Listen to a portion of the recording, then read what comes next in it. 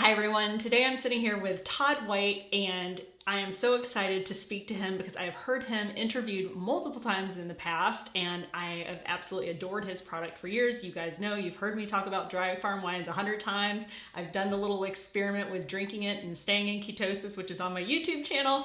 So now I get to chat with the man that made this all happen. So welcome, Todd. Thanks, it's great to be here. I'm looking forward to having a talk today about everything low carb, keto, fasting, and wine. Yeah, I'm super excited. We were chatting a little bit before we actually started recording, and I was excited to learn that you are as big a proponent of fasting as I am. But for now, why don't you maybe introduce yourself a little bit, tell people a little bit about your health background, how you came to sort of this lifestyle and wanting to really lower, your chemical load in your body, which is part of the way that dry farm wines came to be. So if you can just talk a little bit about your background and how you got to where you are now. Yeah, so my journey started like more than 20 years ago. Before biohacking was a term, I was a biohacker, as you were, and anyone who was experimenting with dieting. So biohacking is a confusing term. Some people don't know what it means. I define it as the art and science of how we structure our behavior to have a positive impact or outcome on our neurological and biological outcome. Now, the most common biohack is probably dieting, right? But biohacks could be meditation or fitness is a biohack. Any influence we have to a physiological state. Right. And when we're living a life of intention around this. And then biohacking could get crazier with brain treatments and so on and so forth. But at the most basic terms, it'd just be a diet. So I've been a biohacker for more than 25. I've been experimenting with diet since I was in my 30s, and I'm now 60. And so for the last 30 or so years, I've been experimenting with dieting. And I started with the Atkins program, which was originally the OG keto diet, yep. Right? Or what I would call modified keto. It's not a therapeutic ketogenic diet. And so I started experimenting with that as a way really to maintain the weight control that I wanted. And I knew I was sensitive to carbohydrate, as approximately 85% of people are. And so I knew that I was sensitive to it. And so for me, I have to admit, it was a bit about vanity. Right. And right there so, yeah, so I just wanted to, look great and date beautiful people. And this was just sort of my jam.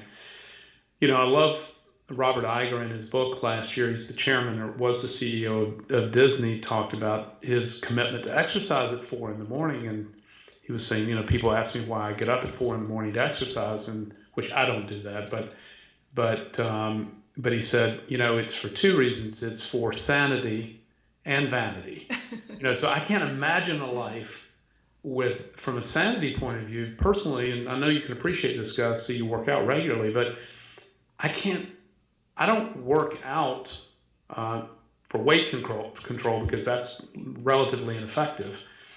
I work out for mental stability, because working out really gives us peace of mind and helps us, with our mental health. So for both sanity, but there's also the vanity element, of course. Yeah. And particularly as you get older, so I, began experimenting. Dry farm wines came to be because I began experimenting. I'd done Atkins, and back in the day, this is before ketogenic diet really didn't come onto the radar for biohackers until about 5 or 6 years ago.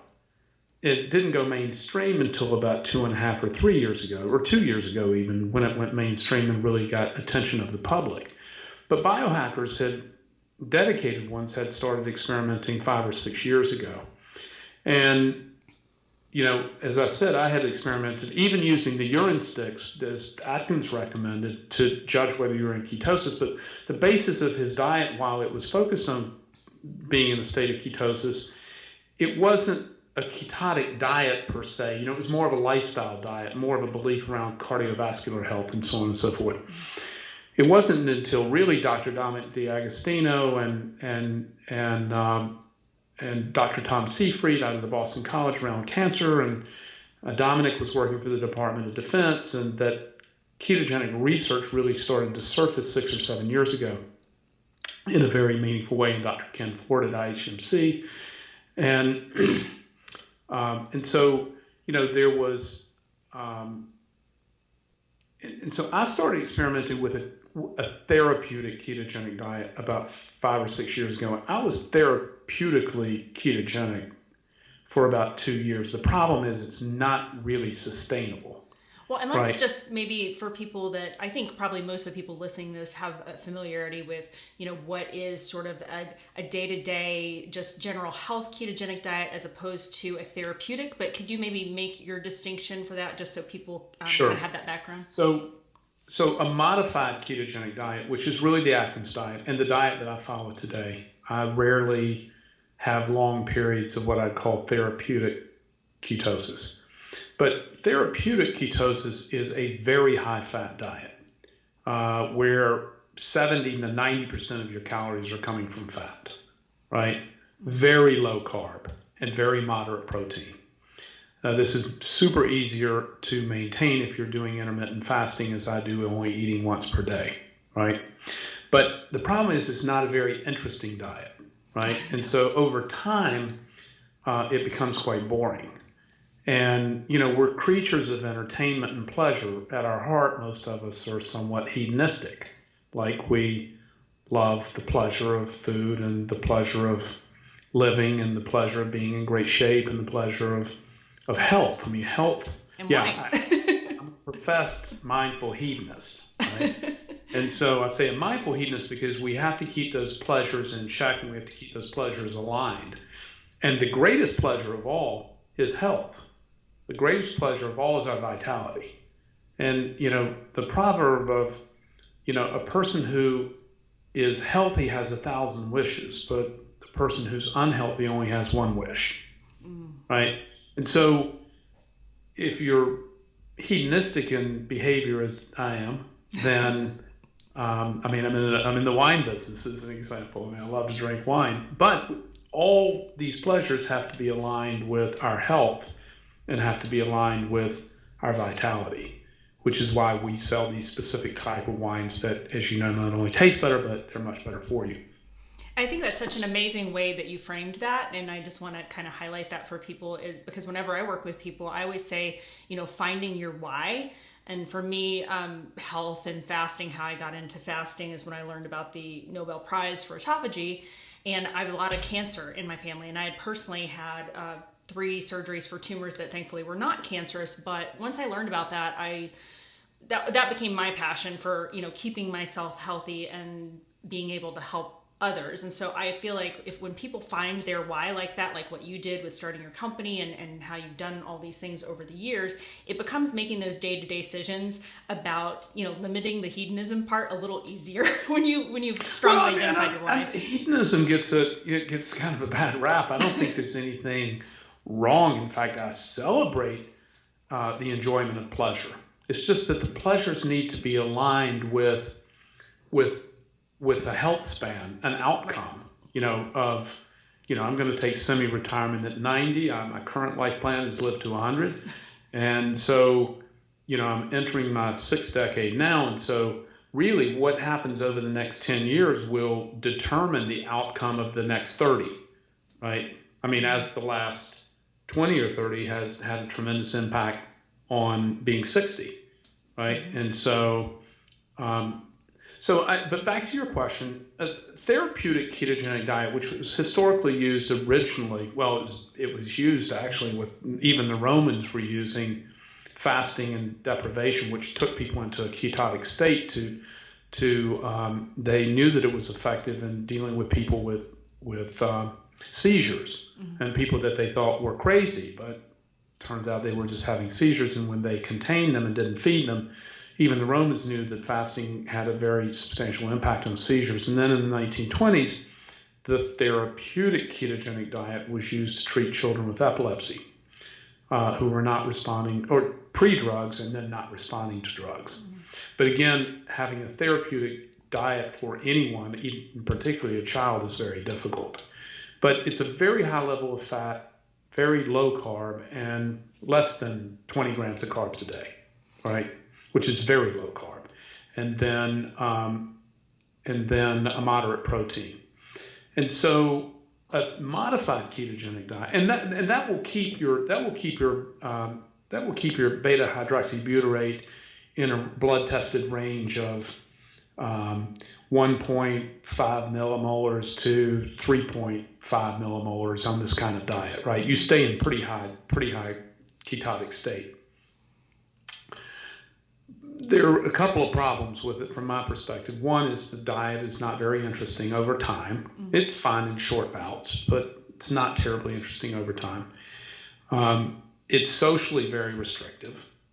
And then I don't like being in this cognitive state of very high ketone productions for very long. And I'm in it right now because my ketones are raging at the moment. I can feel them. They tingle at the top of your head. I can feel them in my brain because, as I mentioned to you before we started recording, I'm day 3 of a 5-day water fast. So my ketones are very high, given that I was already ketotic before I went into the extended fast. And so when I get in this high ketotic state of, I haven't checked my BHB, but I'm going to guess right now it's probably 1.8 or 2.0, something like that, just based on the way I feel.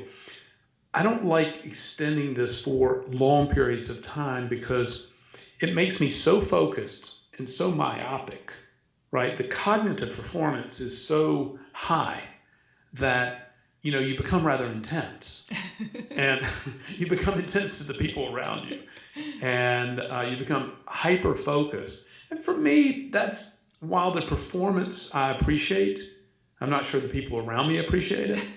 And it's just, I like to live on kind of a peaceful, gentle sort of roll. And being that deep into ketosis is not exactly gentle. It's just more go, go, go. It's just, which can be useful during certain times for certain objectives. So modified ketogenic diet, which is what I'm on today, is moderate fat, calories somewhere around 40% of calories from fat, 30 to 40%. More generous carbohydrate, so maybe less than 50 grams, and then still moderate, but more generous protein than what would be afforded on a therapeutic diet. And that diet keeps me in nutritional ketosis, which nutritional ketosis by most people is defined as 0.5 millimolar of beta hydroxybutyrate on a blood test, and between 0.5 and 0.9 generally. And most people consider nutritional ketosis 0.5 or higher. Modified doesn't take me up to the 1.2, 1.5 range. It just does, and I stay right in that just below 1 millimolar. Mm-hmm. And so for me, this is kind of a perfect peaceful place, and it allows me, along with fasting, it allows me to maintain the lean body mass that I want. I'm just curious, since you brought up the more moderated fat in the modified ketogenic diet, one of the things that I've been reading a lot about lately and just learning more about is the ability for just protein intake itself to help maintain lean muscle mass. And hopefully I'm going to make it to 61 day 2, but right now I just turned 48, and after you turn in your 30s, all you do is lose muscle mass. So I'm just wondering if, since you switched to this more modified ketogenic one, you said before you were on the therapeutic, so you're maybe eating more protein now. Have you noticed any effects with body composition or any changes other than not being as in high ketosis level? For me, not really. I haven't noticed any. There's a Dr. Ryan Lowry has done with their institute in Florida. Can't remember, the Strength Training Institute. They're also keto. They've done a tremendous amount of published scientific papers on the loss of lean body mass or the addition of lean body mass based on the ketogenic diet. So there's no evidence to support from them anyway, that there's a loss or gain of lean body mass at a certain point, right? At a certain point, even with calorie reduction. And one of the common questions I get, because I only eat once a day, and then people are like, oh, you're crazy, man, how do you get enough calories? And I was like, actually, I don't think about calories. In fact, if anything, I'd like to eat fewer calories. So we know for sure that one of the only known methods or scientifically demonstrated methods to extend lifespan is calorie reduction. Now, there's a whole set of problems associated with that as well. In fact, last night, I had a steam room at my house, and I had to get in at about 8 o'clock last night because I was cold, right? And so, which is a common side effect of extended fasting. And that Dr. Roy Wolford, who's now deceased, but was, a very famous advocate and scientist for calorie reduction. And there was this calorie reduction society, which he led. And they were extreme calorie reduction, like eating 500 to 800 calories per day. And one of the common side effects, they were always cold, right? And so but when I think of calories, and I want to consume less, because we know, as I started to say, that one of the only known methods to extend lifespan in organisms like mice or more particularly worms and yeast is calorie reduction. And so my goal was not trying to eat more calories. I don't know, seems to be working out all right on lean body mass, but it's the gun show. Those are permitted. I love it. So I'd have all my guests do that now. Yeah. So boom. That's pretty good. Yeah, I don't have any issue with it. It hasn't affected my ability to add muscle mass. I think, there's a thing for me, and we talk about it because my staff and I talk about these issues all the time. There's a certain lean body mass for me, irrespective of what my muscle mass might be at, but there's a certain lean body mass, particularly I feel around my middle section of my body, that if I reach fat mass that exceeds, in my particular case, it's generally around a weight point that I happen to know. And if I get above that weight point, I don't have that lean, tight feel anymore that I like. I can feel it. And which is why, everybody's different. Everybody's different body types. Men and women are different. Women are different from other women because of hormonal balances and what. We're all different, which is why I love the proverb, to feel is to understand. Right? And so once you feel your body, once you're in touch with your body, and because you're being aware and you're paying attention, you're measuring it, and you're quantifying those feelings with an outcome, right? And so for me, I know that if I can start to feel if I'm not as lean as I want to be. And for people looking at me, they can't see any difference, right? It's just that I feel that difference. Which is the same reason that I do all these other biohacks, like I have, an infrared sauna and a cold plunge, and all of these techniques that I employ, many of them have some solid scientific support around them, and some don't. But I decide whether or not to continue to employ these behaviors or tools or techniques based on whether I think I'm feeling better. And I give you a great example. I stopped taking supplements probably 7 or 8 years ago. I eat raw whole foods. I used to take like this handful of $500 a month in supplements, and I had a really expensive urine, right? And actually, after I stopped taking all these supplements, I felt better. I didn't feel my body was as stressed, right? Kind of processing through these things. And so I haven't, other than when I'm doing extended fasting, I do take Rob Wolf's salts, which have magnesium and potassium in a drinkable, it's a powder. I take those because when I am doing extended fasting, I do get depleted of potassium and magnesium, right, which can cause cramping. And so I do supplement with some minerals during extended fasting. But other than that, personally, I felt better. And so that's what worked for me, just eating a whole real diet, not raw, but a whole real diet. And for me, that gave me the nutrition I felt I needed. And so I just try to follow what makes me feel good. Generally speaking, to that note, I feel better, generally speaking, when I eat a higher plant-based diet, right? I eat meat, I eat fish, I eat protein, but I feel better if I'm eating a higher intake of plant foods. I don't know if that's your experience, but for me. I was a vegetarian for 7 years. I've experimented with many diets over the years, as you mentioned that you have as well. Was part of the whole low-fat thing. I don't think I had a piece of butter for maybe 10 years or something. So it's a little ridiculous. But I think the point is that really, and here's what I think is beautiful about biohackers and people that are into experimenting with their own body is that we all find kind of a point where we feel a little better. For me, I noticed that when I went on a higher fat diet, my brain felt so much better. And, I have a background in neuropsychology. And so I've always been focused on brain function. So it was very interesting to me when I, went to a higher fat and then also was in ketosis and the difference that I could really feel in my brain. So, but what works for me, maybe this high, a little bit higher fat on the keto might not work for everybody. A lot of people are experimenting with, higher protein right now for the reason I said, just trying to carnivore, maintain. A ton of people doing carnivore. Yeah.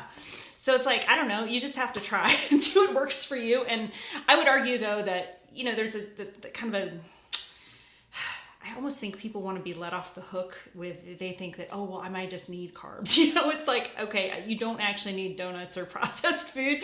I think there's got to be a wall there. Carbs are not a required nutrient, by the way, but they're not required to live.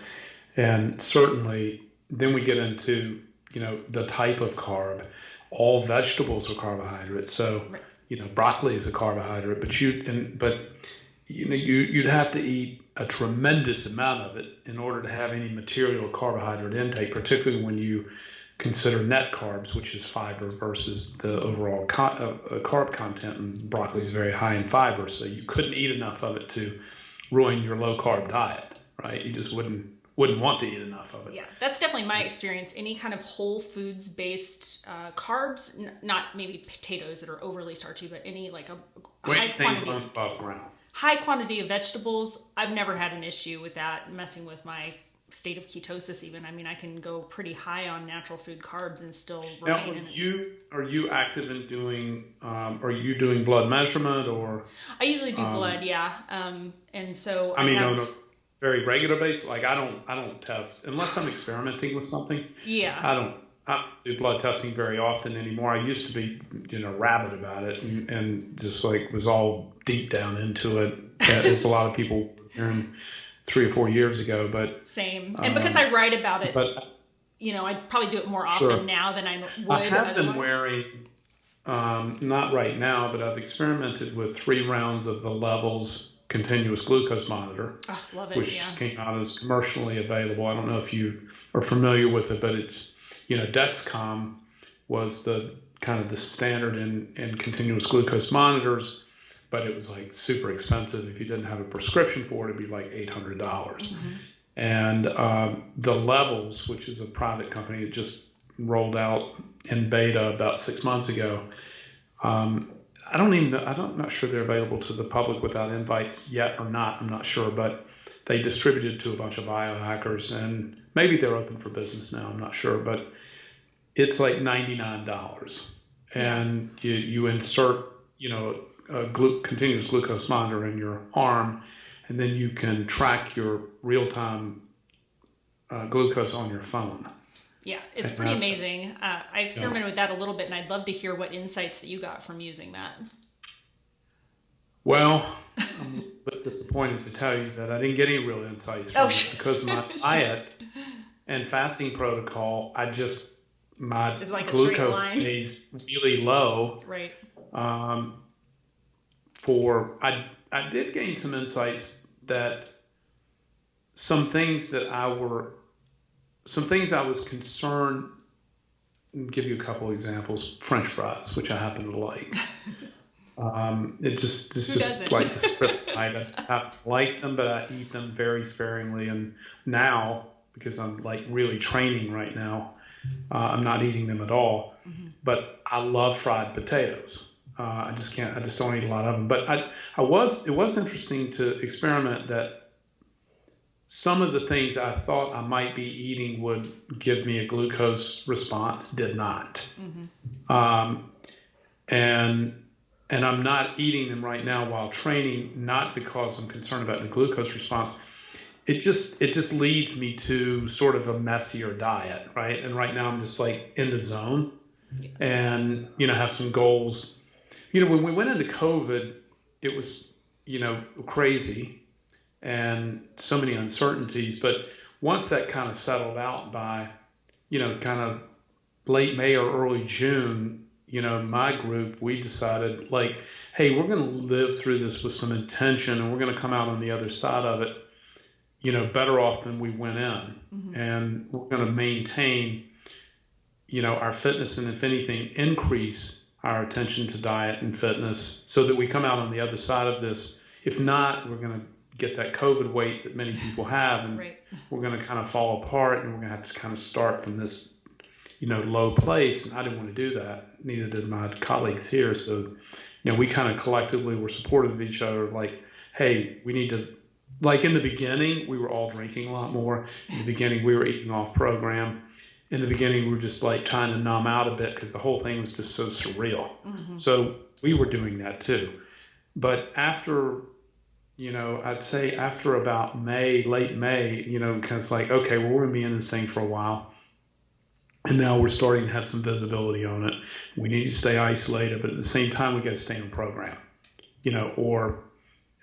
but I'll tell you the first couple of months, I think we were all just kind of eating more and drinking more and like just a bit numbed out. But then, it's like, hey, we want to like use this time to live with intention and to come out on the other side of it better as an organization and better as humans and in better shape and condition. And so that was sort of our journey and path with it, but it was a bit weird. Yeah, I love that idea of just living with some intention around this time, because we're still not out of it, and it's not too late to, if you have been off the rails with the food or the drinking or whatever, it's always a new day to start over. So I love that idea. Well, today is the first day of the rest of your life. Exactly. Take advantage. So since you brought up your colleagues, maybe it's a good time to shift into talking a little bit about dry farm wines. And so maybe you can give people some background. I always tell people how you do all this wonderful testing on the wines, and they're all dry farmed, mainly European, which is, when we first found you guys, my husband and I, we've been to Europe several times, and we had always noted that when we were there and drinking wine, that we felt way better than when we drink wine here. And finally, over the years, putting two and two together, even before we found dry farm wines, we just quit drinking American wines altogether. We'd only go for French and Italian and Australian for the most part. So maybe you could chat with everybody about why that's kind of how your company runs as well. You test the wines, but they're mainly European and for a pretty good reason. We don't sell domestic wines. There are no domestic wines that meet our standards of purity. But let's back up because this is true about European wines and generally speaking, they are just across the board, generally speaking, they're healthier. But that's not, that's not a universally true statement. It depends on, there are a lot of variables there. There are 56 additives approved in the EU in winemaking. There are 76 approved by the FDA for the use in winemaking in the United States. So not all European wines are better than American wines. Just as a general statement, likely to be a little bit better. But what we do is take that betterment to an extreme. And so, but before we get to kind of what we do and why that's different and why it's important, if you care about what you're drinking and why it's important that you drink natural wines, whether you get them from us or not. Natural wines is a confusing term to consumers. Aren't all wines natural? And they're not for the reasons I'm about to tell you. So what's happened in the wine industry in the United States and around the world, but particularly in the United States, because in the United States, we like to scale everything, right? Yes. So we want everything to be bigger, bolder, better, right? And so we're masters of scale. And in this case, we scale greed, and we've been the best in the world at scaling greed. So what happened in the wine business is the same thing that's happened in the food supply. So there's been massive corporate consolidation over the last 30 years, fueled by Wall Street money, where that you've got a handful of companies making almost all the wine, and they're making it in giant factories. Now, you don't know that because these multi-billion-dollar marketing conglomerates hide behind tens of thousands of labels and brands to confuse consumers. So the facts are, and everything I'm going to tell you about the wine industry and what's wrong with it and how to avoid it is all available on a Google search. Right? There's nothing here that's proprietary or my opinion. It's stated fact, and you can just do your own research if you're so inclined. 52% of all United States wines are made by just 3 companies. And the top 30 companies make over 70% of U.S. wine. So when you go in the grocery store into a bottle shop and you see hundreds or thousands of bottles down the aisle of all these wines, most of them are made by just a handful of companies. Now, wine is sold in 3 ways: story, label, or scarcity, right? Ratings. Scarcity and ratings, which doesn't apply to most wines that most people are drinking. Most people are drinking wines between, $10 and $30, right? And so scarcity and ratings gets in wines that are $50, $100, $250 a bottle, this kind of craziness, which is completely unnecessary to drink great wine. So primarily wines are sold through label and story. So you go in and you start looking for labels that make you feel good or that you like, or maybe there's a farmhouse in there. You think this wine's come from this little farmhouse. That's what they want you to think. In fact, most of these wines are made in giant wine factories in Central California, and these wine factories are multiple football fields big. All right, they're just enormous, as far as you can see, tank farms. And then most of them are located in a very concise section of the Central Valley in California. So that's, so this greed, this Wall Street fueled greed is what is causing these products to be made with up to 76 additives. Now, why doesn't your customer or the public know about these 76 additives? Because the wine industry spends millions of dollars in lobby money in Washington, D.C. to keep contents labeling off of wine bottles. In addition, nutritional information as well, but that's not the worst of it. So there's no nutritional information on a wine bottle, so you don't know how many carbs are in it. You don't know how much sugar's in it, right? Those are the 2 things you'd be looking for. You know how much alcohol, but you really don't know how much alcohol is in it if you're concerned about alcohol as we are. We don't sell any wines over 12.5%. Average American wines now are about 15%. Most of the wines I'm drinking today are between 6 and 9%. And because it surprises people, this is a real surprise to people when they hear the wine guy, who they believe is here to sell wine, say the following: alcohol is a very dangerous neurotoxin, and it ruins the lives of millions of people a year. And some people shouldn't drink at all, right? And so we try to think about alcohol as a way to tap into, a higher state of consciousness around the dinner table or around opening our heart with friends. We don't think of wine as checking out.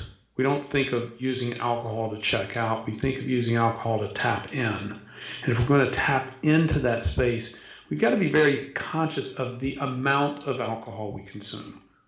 Alcohol is a slippery drug. It's what I call a domino drug, meaning that the more you drink, the more likely you are to drink more in a domino effect, right? Mm-hmm. So beginning with lower alcohol in the first place in the bottle is the best way to sort of maintain and control without having fewer glasses.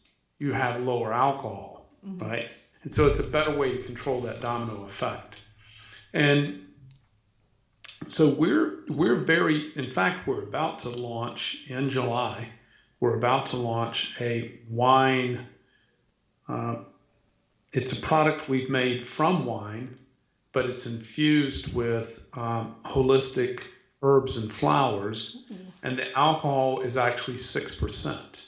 Oh, wow. And awesome. It's amazing and delicious, and you can drink all night long, right? And you're getting all this wonderful effects from the polyphenols and compounds in wine and the magic and spirit of these herbs and flowers all together in one botanical elixir, right?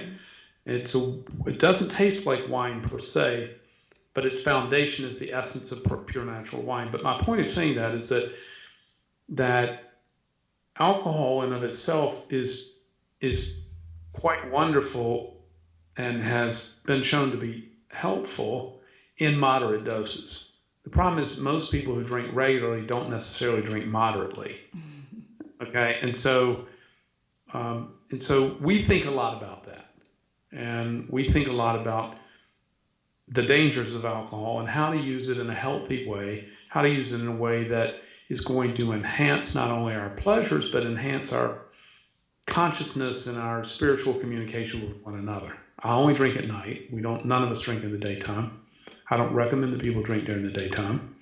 And so it's like we think of wine and the spirit of wine around the dinner table in a way to connect and create more love, right? And so wine is a way that encourages love. And any tool that you can find that opens your heart to vulnerability and makes you more emotionally accessible, as wine does, then that encourages more love in the world, and more love in the world can only be a good thing, right? But this, we're coming up on time, so we could go down the wormhole of all the things: irrigation, genetically modified commercial yeast that you use in fermentation, all these things that are happening with commercial wines that you buy in the store, that natural wines, which are always organically or biodynamically farmed. In our case, there's no irrigation, so they're dry farm, which with our farms alone saves 1.6 billion gallons of water a year. It's amazing. Right. And so they're better for the planet, they're better for the vine. And then they're fermented always with wild native yeast, not genetically modified commercially lab-grown yeast. And then they have no additives in them. And in our case, they're also lower alcohol. And they're all lab tested for these purities. Right. And so that's the reason that when you drink these wines, you feel better and you feel different. A material difference from drinking a commercial wine. A material difference, right? You can't go back to drinking commercial wines. That's definitely been my experience with dry farm wines. Mine too, and everybody else's. Yeah. And so that's, you go to our website, or we have a link for your customers to get a special penny bottle from us, which I'm sure you'll have on the show notes. Mm-hmm. But, or if you don't buy wine from us, then do see if you can find a way to find natural wines. Natural wines are a very, very, very tiny part of the market. We're the largest natural wine buyer and seller in the world, and it represents less than one tenth of 1% of all wines in the world. So it's a tiny, tiny category. And you won't find natural wines outside of major markets. When I say major markets, New York, San Francisco, Los Angeles, Miami. More or less outside of these markets, it's very difficult to find natural wine at all. Two ways to find it: you can do a Google search for it, or there's a smartphone app called Raisin that is a map-based app for natural wines, bars, and retailers. But the thing is, they're just scant and few across the United States.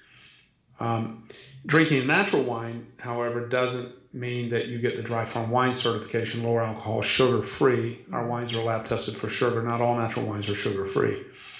And so, I don't eat sugar. I don't want to drink it either. And speaking of addictive drugs, I think sugar is the most widely abused, most addictive drug on the planet. Mm-hmm. And I know you likely live a near sugar-free lifestyle. And so as do we.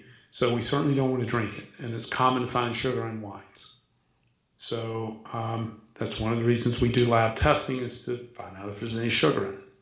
We also do lab testing to make sure it's lower in alcohol, because another collusion between the U.S. government and the wine industry is the alcohol stated on a wine bottle by law is not required to be accurate.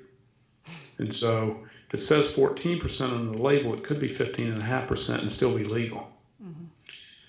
So because we care a lot about alcohol, that's the reason those things are important to us. But so there's a lot to say about wine. Fortunately, we took most of our time talking about nutrition and fasting, which is as near to my heart as is great wine, maybe even closer to. So I was glad we got to spend a lot of time on that. Yeah, no, and like I said, when I've heard interviews with you in the past, I always kind of wished that you talked a little bit more about that, because there are so many great interviews that you've done and resources on the Dry Farms website where people can see you talk about some of these things that we hit on in more depth. But I really wanted to be able to share with people, when you go down these rabbit holes of health and a lower carb lifestyle, it's, a lot of people look at it just for weight loss, but there's so many more benefits to it. And I love that you hit on some of the, the cognitive benefits and the, obviously it has gotten you to be a very fit 60-year-old following all these practices. So if people can see that and see that it's sustainable, because that's one thing that drives me crazy. Do you see these media comments where they'll talk about keto and they're like, it's not sustainable? I'm thinking, I know so many people who have been doing this now, like 5, 7, 10, 15. I know a guy that's been ketogenic for 20 years. Yeah. Dr. Ken Ford at IHMC in Florida, who became ketogenic for treating some seizures he was having during extreme fitness. And so he kind of stumbled onto and accidentally discovered a ketogenic diet. He's been keto for 20 years. And he's also in his 60s, and he looks great and, just amazing. But same thing recently in the last few years, Mark Sisson, who's a good friend, has also, experimented deeply with, and as has Rob Wolf as well, with keto. Most of them just converts in the last few years. They were always low carb paleo before, but now they've all sort of discovered the amazing outcome from both fasting and the keto diet, and all of them are now publishing widely on both topics. Mark is Mark's Daily Apple, is that right? Yeah, Mark's Daily Apple, and then Rob Wolf is robwolf.com, who was, wrote the original paleo kind of manifesto. And Mark Sisson is sort of the godfather of paleo, but both of them have now really largely transitioned to the ketogenic diet as well as fasting. I mean, I think fasting has been kind of the latest evolution for Dave Asprey at Bulletproof. Just wrote a book about fasting. I mean, fasting has become the new black, right? Yeah, I'm glad I can finally. I used to avoid talking about it because, as a woman, and particularly a smaller size woman, you talk about fasting and people automatically think you have an eating disorder or something. Right. And so it's and of course that is a danger. I do always caution people that I work with, if they have any history with that, obviously it's something that you need to be very careful with. But again, if you make it in line with your goals and your health and your ultimate purpose, I think that people can use that tool and could perhaps even help some people that have had problems with that in the past, if used properly. Yeah, I think you mentioned the key word that has been the focus of my recent meditations and my recent, which we didn't even talk about meditation, but which is like the cornerstone of my life. But I've been my recent meditations and journaling and thoughts have been alignment, right? And so when we have alignment, then we have balance. And that's when I have alignment on pleasurable hedonistic interests. They have to be aligned with moderation, right? You don't get to have it both ways, unfortunately. I couldn't agree more. I worry about the slippery slope people have talking about sort of intuitive eating, and I'm like, your body, you might think your body is intuiting that you need a donut, but I don't really buy it. I think that's your brain taking over, personally. It's like going to a coma if I ate a donut. I have to lay down and take a nap. Right. I couldn't even tell you last donut I ate. I was probably before you were born.